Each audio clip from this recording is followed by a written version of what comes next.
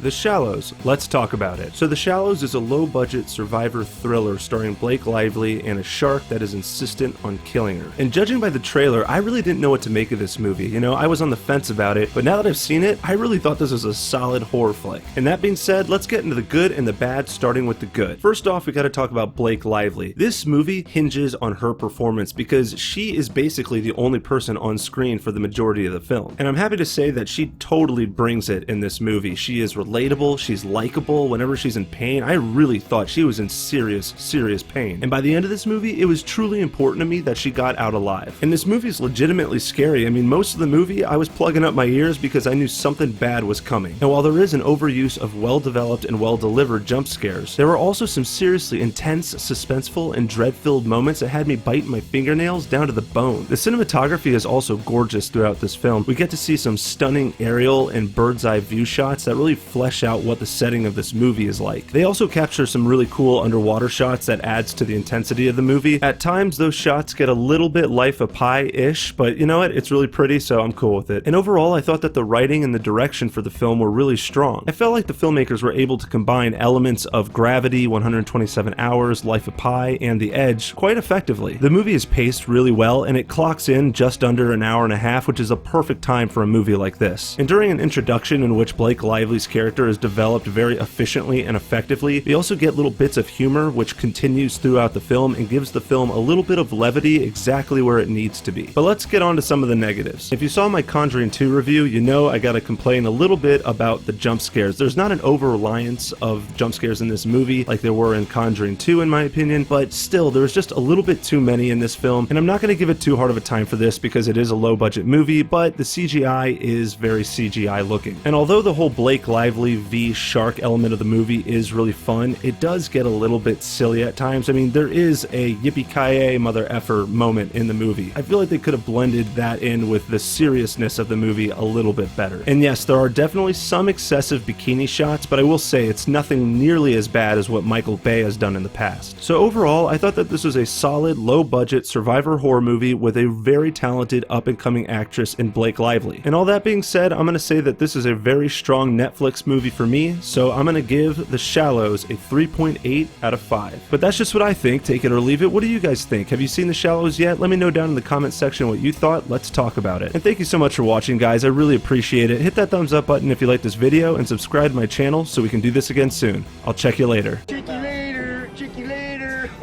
Hey, man, get off my case. Oh, man. Chicks don't want to hear that shit.